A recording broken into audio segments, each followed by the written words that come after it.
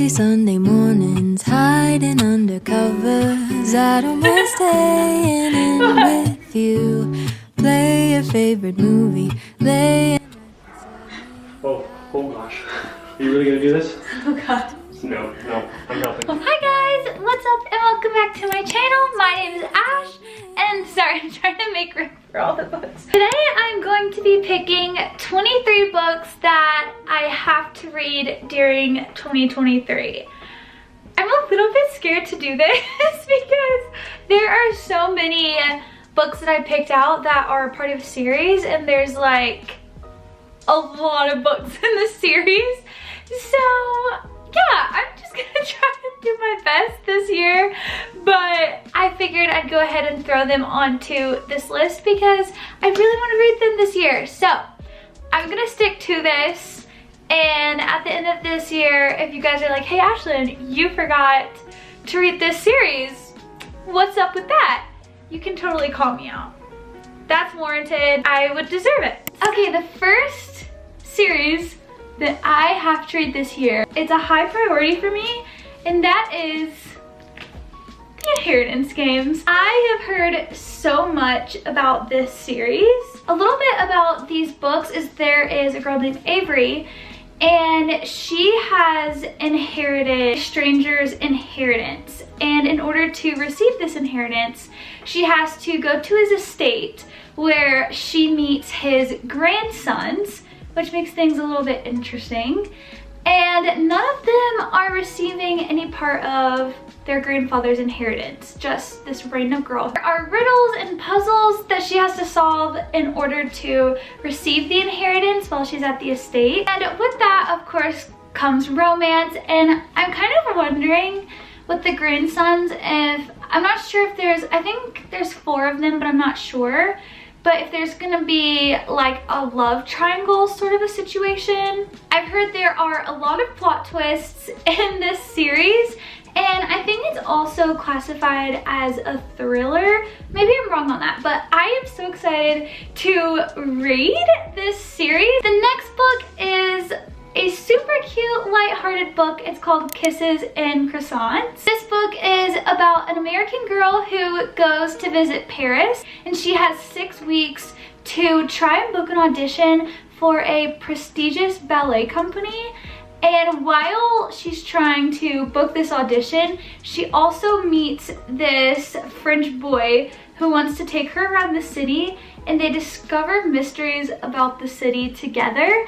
So this book sounds like a really cute romance and summer read, just super lighthearted, but also I'm curious to know what kind of mysteries they discover. Ian and I are hoping to go to Paris this year, and so if we can make that work, this is my dream read, to be reading Kisses and Croissants while in Paris. That would be so cute. Hi guys, really quickly, I wanted to tell you about a new feature that is on my channel. It is called Super Thanks, and it is another way that you can support my channel. Underneath the video in the title, you will see a button that says thanks, and from there it will ask you to leave a little message and also a donation. As some of you know, YouTube is my full-time job, and I am so grateful that I'm able to do this. So not only does your support go towards day-to-day life, but also new equipment, your comments, and you guys liking my videos and watching my ads. That means so much to me, and I just love you guys so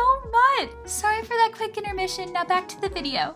Okay, this next series is Shadow and Bone. There's so much hype around this series. My husband read it and he loved it so much, and so thanks to him, I actually am interested in reading it. I've heard that the characters are great, not so much the main character, but more of the supporting characters in this series. I'm really excited about the world. I've heard that there's monsters, and I'm really excited about the magic system, and also the main character is a soldier. And to go with Shadow and Bone, of course, 6 of Crows. I actually just got this book for Christmas from Ian, or this duology actually, and I believe she's writing a third book. Maybe I'm wrong on that. I have heard from a lot of people and read in a lot of reviews on Goodreads that everyone actually prefers Six of Crows more than they do Shadow and Bone, which is very interesting. I've heard that Six of Crows takes place in the same universe as Shadow and Bone, and I was contemplating whether I wanted to read Shadow and Bone before reading Six of Crows, but I heard that wasn't necessary, so I'm still thinking about it. But I probably will read Shadow and Bone first just to get a good understanding of the magic system and the universe, and then I'll probably hop into Six of Crows. I haven't watched the show, so I really am happy that I saved myself from that because I don't have anything to compare it to. I love ACOTAR so far. It is so good. I love Sarah J. Maas. I think she is a wonderful author and I love her writing style, so pretty much anything by her I want to read. But I've heard great things about Crescent City. From my understanding, Crescent City takes place within the same world as ACOTAR. In Crescent City, there are fae just like in ACOTAR, which makes my heart so happy. But it takes place in an urban setting, which I'm really interested to see how Sarah J. Maas goes about that. But I've heard that she does a wonderful job with this series. A lot of people like it better than ACOTAR, which seems impossible to me, but it makes me want to read it all the more. Okay, next is The Fellowship of the Ring. I feel like I don't need much explanation with this one. I love Lord of the Rings, the movies, so much, and I need to read the books because I love Tolkien, so I know it's gonna be a really great read. But I tried reading The Hobbit a few years ago and it was really flowery, but I think I'll have different lenses when I read it this time because I have more of an appreciation for that style of writing, and he's obviously an OG for a reason, so I'm excited to give it another shot and read that series this year. The next book I am so excited to read this summer is People We Meet on Vacation. This book sounds so cute. So it's about this pair of best friends and they take a summer vacation every single year together, and they have for like a decade until they have a falling out during one vacation and they don't talk for couple of years. She ends up reaching out to her best friend and tries to convince him to go on another vacation to where they can basically just lay everything out on the table and give this friendship another shot. So I am very excited to read this one. This sounds so interesting and people love it so much. I know people love Emily Henry too. I don't think I've read anything from her actually. So this is kind of a good introduction into her as an author as well. Okay, this next book is huge on BookTok. It's called Icebreaker. The main character, Anastasia, she is a competitive ice skater, and Nathan Hawkins is the captain of his hockey team. There is some sort of miscommunication that their teams have scheduled practice at the same time, and so they end up having to share the ice rink. Anastasia's ice skating partner ends up getting hurt, and so Nathan has to fill in for her partner, and it reminds me of High School Musical a little bit, so I'm really excited to read this romance. It just sounds so cute. Last Chance Books. Oh my gosh, okay, being honest, I wanted to read it for its book cover alone.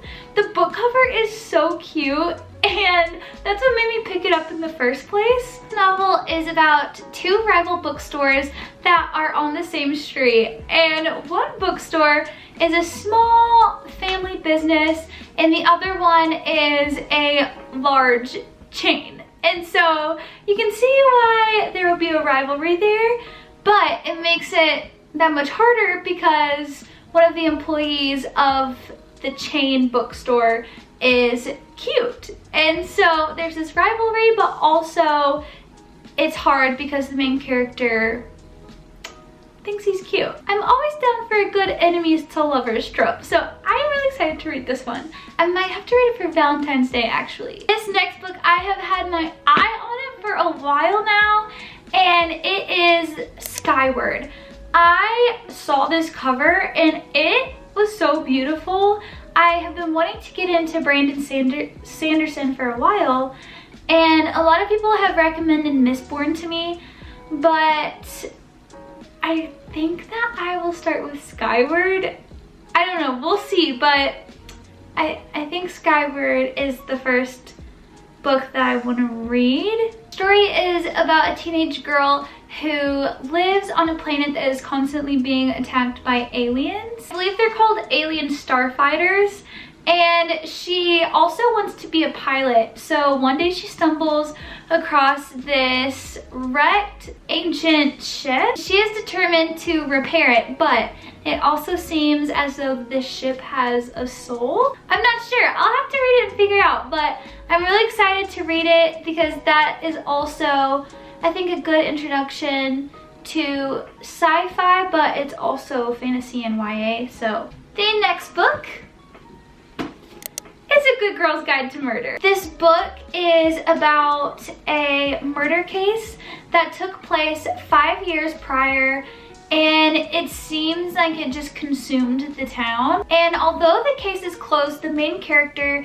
decides that she wants to do her school project on this murder case. And while she's doing more research, she starts to figure out some secrets. The person that they suspected was the murderer is not the murderer, and the killer is possibly still out there and off the hook. So I'm really excited about this book. I have been liking murder mystery a lot more here recently. After I read One of Us Is Lying, that book just, oh my gosh, that book just got me. It was so good, and ever since that series, I've really started getting into more of these mysteries and thrillers. Oh my gosh, Love and Other Words. I am so excited to read this book. I have heard the greatest reviews on this book. I am actually going to be doing a video around Valentine's Day of me reading this book, so I'm excited to give my thoughts and opinions to you guys on what I think about this book. Hopefully it's everything that I have built it up in my head to be. The main character, Macy, has this perfect plan for her life to marry this financially secure older man, to be a hard worker in her career, and to basically just keep to herself. But all of that seems to change whenever she runs into her first and only true love. There's this night in particular that caused this drift in between their friendship slash relationship, but also the night that caused that drift was the night that he confessed his love to her. So I am really excited to hear about this love story and figure out what the heck he said to her. And this is also told in alternating timeline. Next is Love and Gelato, Love and Luck, and Love and Olives. You guys, I'm so excited to read this series. I have been wanting to read Love and Gelato for too long. I have put it off for far too long, and I'm doing it this year. It's finally happening, and I'm tired of the excuses. Love and Gelato takes place in Italy, Love and Luck takes place in Ireland, and Love and Olives takes place in Greece. In each book, the main character finds herself traveling to a faraway country, and there is also a subplot of romance in each one, and it seems like they're all just a story of like discovery. And I am so excited to read these. They just sound so cute, and I imagine them to be the perfect summer read, but I don't know if I can wait that long. So I might start Love and Gelato and then see if I can hold off until summer for the other two, but you know what, guys, I don't know. Okay, next is the rest of the ACOTAR series. I have A Court of Flings and Ruin left, which I'm about that far into it, so not that much. I have a quart of Frost and Starlight to read and a quart of Silver Flames. I was super intimidated when I first picked up these books because they are pretty hefty books, but I will say all of that went out the window when I started reading the first one because it is such a great story. I'm definitely going to read the rest of the series because I have fallen in love with this world. I have fallen in love with the characters. They feel like they're my friends and that I truly know them, and I love this world so much. My only thing with this series is the smut. It is like so bad. She's kind of made it easy though. I'm usually able to just skip the chapter and I don't miss out on anything. That's my only thing with this series is there's not really like cursing, but it's really just the smut. It's very descriptive and it makes me uncomfy. So yeah, I just skip it. The next series is The Faithful and the Fallen. As I said about ACOTAR, I love fantasy and I've really gotten into it this year. Honestly, thanks to my husband. He has recommended this series to me and he loves it so much. And I really want to read it because of what all he's told me about it so far. It's just, he's totally convinced me. I asked him why he loves it so much and he really said the characters and the plot in general, but also I know he loved the animal companion trope as well. I am really liking epic battles, which I know are in this series, but I'm hoping that it can keep my attention. This series is one that is more out of my comfort zone, so I'm really excited to challenge myself with it this year. I think I'll love it. Next is Throne of Glass. This is another Sarah J. Maas series, and this one is, I believe, one of her earlier series. I believe it's before Crescent City and ACOTAR. I know this one is kind of 50-50 for a lot of people, but I would still really like to at least give it a try. I really want to give all of her books a try just because of how beautiful her world building is. I feel attached and I truly trust her, so I want to give it a try this year. Next is Tales from the Hinterland. You guys already know, I love the Hazelwood and the Night Country. Those books, I loved them so much. So, of course I have to read Tales from the Hinterland. I want to learn more about some of the characters that were mentioned in the first two books. Those characters, their story, and kind of expanding on that because they are stories. And if you read it, you know what I mean. All of these tales that are told in this book are tales that took place in this fantasy world. The next series I would love to read this year is Harry Potter.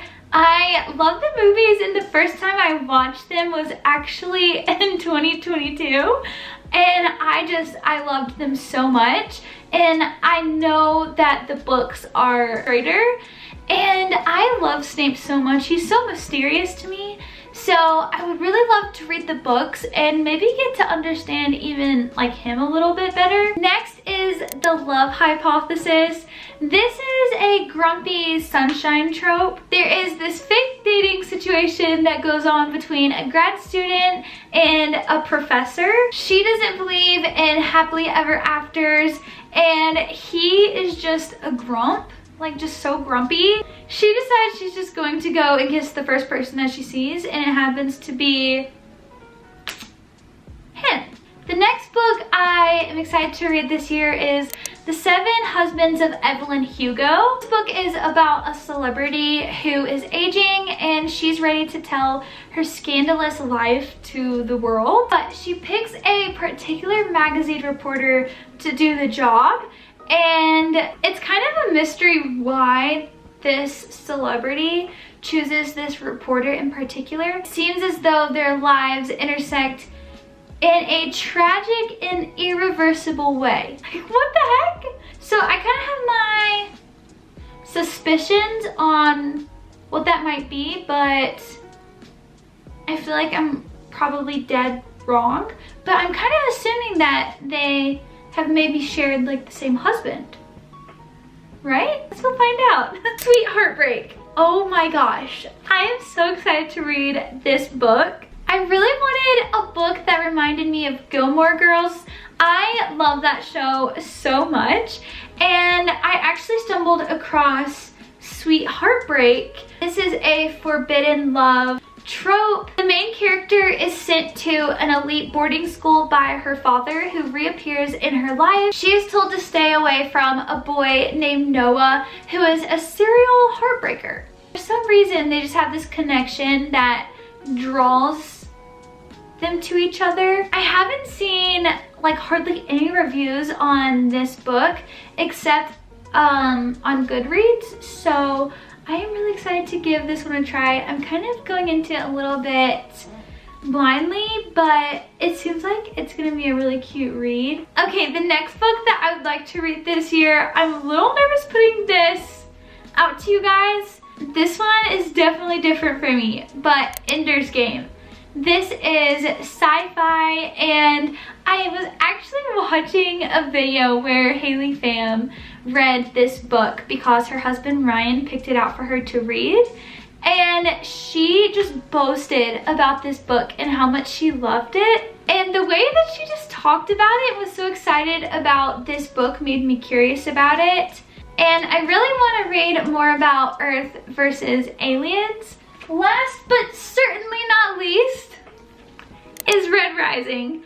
This is another sci-fi one.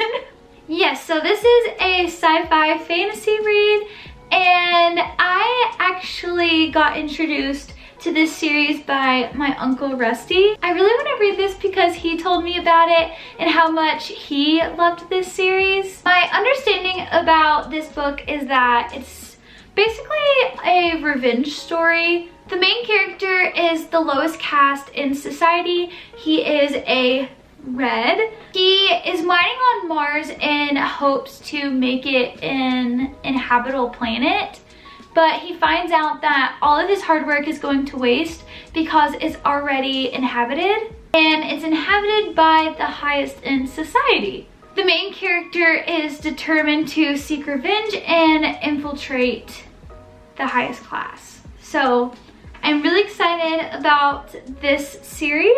It sounds super good, and I think this year is going to be a really great mix of sci-fi, fantasy, romance. That is all of the books that I'm definitely going to be reading in 2023. I am a little bit nervous, you guys, because some of these are totally out of my comfort zone. That's why they moved the list, because they piqued my interest. Comment down below what books you are reading this year, and if you have any suggestions that I should add to my list. These are definitely just like a small portion of all the books I want to read this year, so please let me know what book recommendations you have. I hope you guys enjoy, and I will see you in my next video.